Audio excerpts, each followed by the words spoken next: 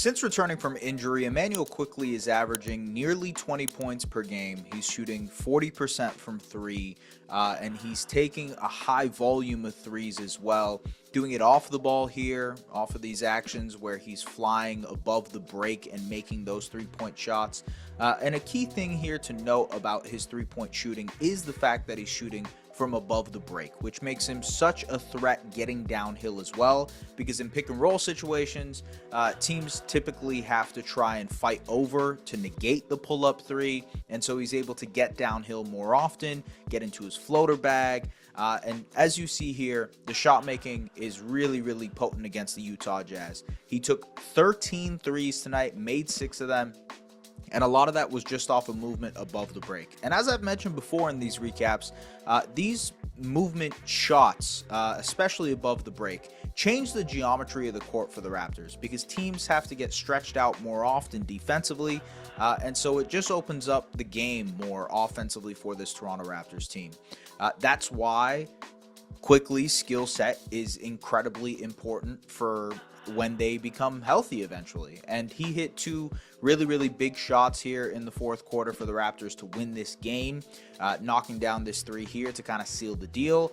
And then finally in basically the nail in the coffin situation off of an offensive rebound, knocks down this, kind of sidestep 3 to finish it off. And so the Raptors got a great game from Quick. He poured in 34 points, had 5 rebounds, 5 assists. Again, 6 of 13 from 3 was huge. Look, that's not... They played the Utah Jazz, folks.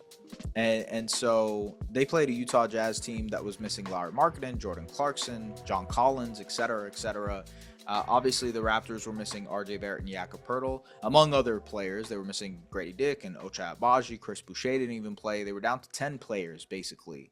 And 2 of those guys were Scotty Barnes and Immanuel Quickley. Quick had a really great game. Scotty had a really great game. That's what you expect from those guys against the level of competition that was out there on the floor tonight. That is the expectation.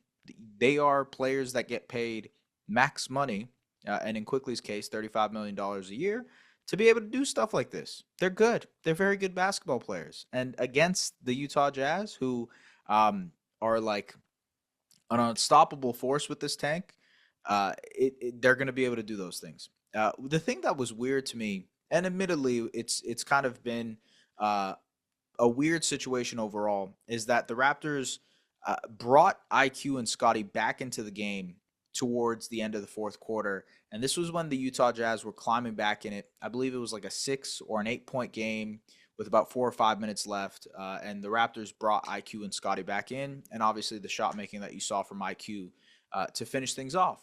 So it was interesting to me that they did that because of the fact that they were resting Jakob, that they were resting RJ Barrett, and so it felt like they were trying to have their cake and eat it too, in the sense that, like, all right, we are trying to tank here, we are trying to lose this game, but at the same time, we're not going to lose this game because we're going to put IQ and Scotty out there to close this game out. So that, to me, just it didn't match the messaging that we heard and the messaging that they were trying to send by resting RJ and Jakob. So to me, it's like, all right, if you want to win this game, play RJ, play Jakob, and win this game. If you want to go on a run here, they've now won 3 in a row. You have a really easy schedule. If you want to make a run for the play-in, make a run for the play-in. Do it wholeheartedly.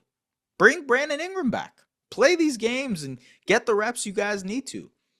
But this kind of playing in the middle, it's hard to see a through line here with what their approach is. And you could argue it's development. It's giving guys like Jacoby Walter an opportunity. Jacoby left the game. He finished with 14 points, but he left the game with a right quad strain. We'll see. He probably doesn't end up playing tomorrow, but we'll see what happens there. Giving opportunity to Jamison Battle. A lot of 905 guys, and Colin Castleton and Jared Rhoden and AJ Lawson getting opportunity as well to see what they have with these guys. And that is all true. You know, I'm wearing a 905 jersey right now because I just came back from the game. And so I completely understand that aspect of it, which is give opportunities to these guys who have been busting their tail in the 905 and have deserved, truthfully, like, these are some of the best 905 players this season. have deserved this opportunity to play with the big club. That being said, lean into that if that's the case. And so the Raptors have a very easy schedule here moving forward. The Wizards over the next two games. They play the Jazz again and then the Philadelphia 76ers before they go on a road trip. And so I don't know. I'm just kind of like intrigued as to how far they're willing to go with this and how much them winning recently changes their calculus, because they're now the Nets and Sixers are now half a game back of the fifth best lottery odds, which is what the Raptors have.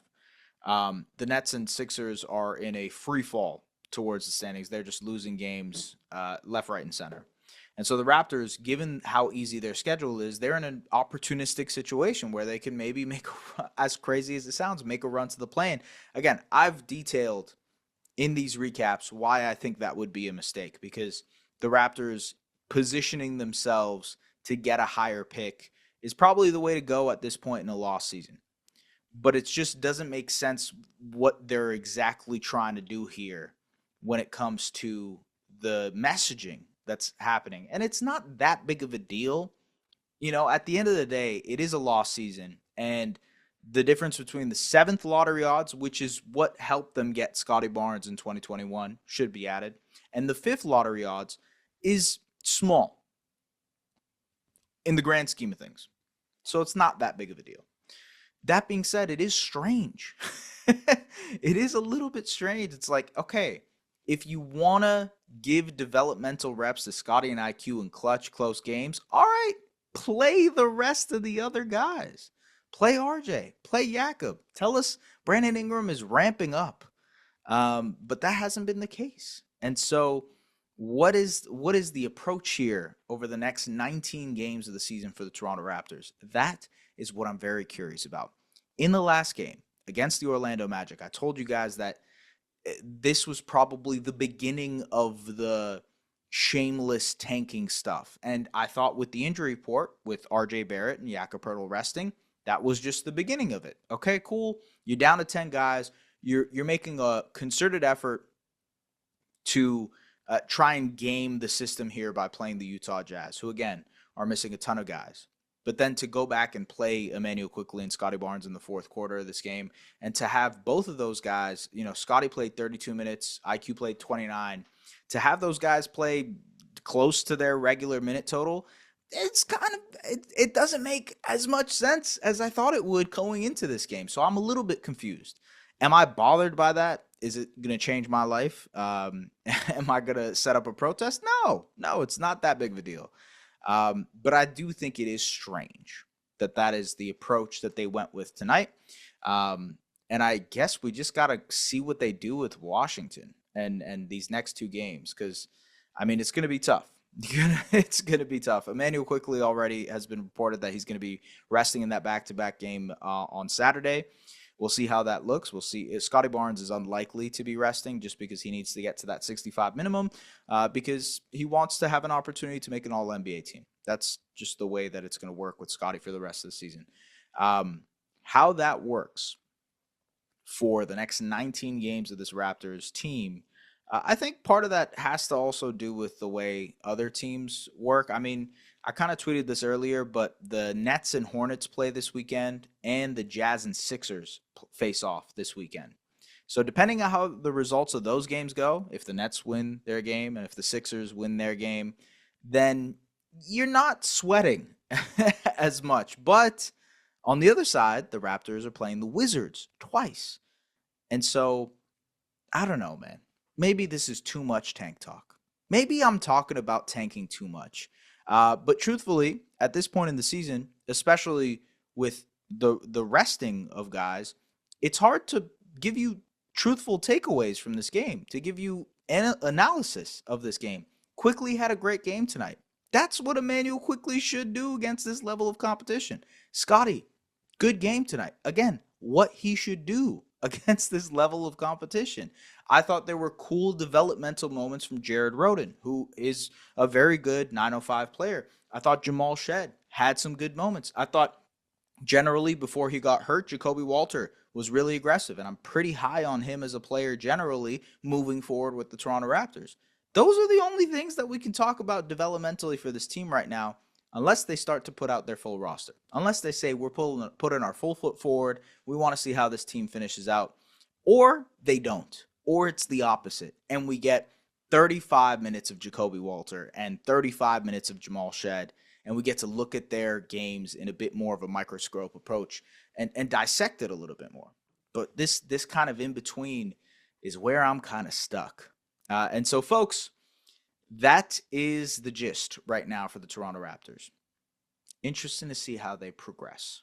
As always, appreciate you guys. And I apologize if this felt negative. I'm not trying to be negative. My goal with this was not trying to be negative at all. My goal is sort of more confusion than anything else. And it's not a confusion. I've seen a lot of frustration on the timeline between what the Raptors are doing. What I feel right now and what they're doing does not reach the level of frustration. To me, it's more curiosity in what their approach is.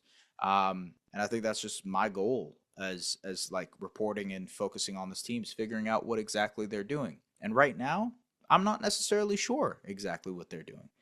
So we'll see what happens over the next couple games. We'll see how it all materializes. As always, like, comment, subscribe, do the things you do to make sure this video and other videos on the Raptors Republic channel gets to other people. Appreciate you guys as always. See you later. Bye-bye.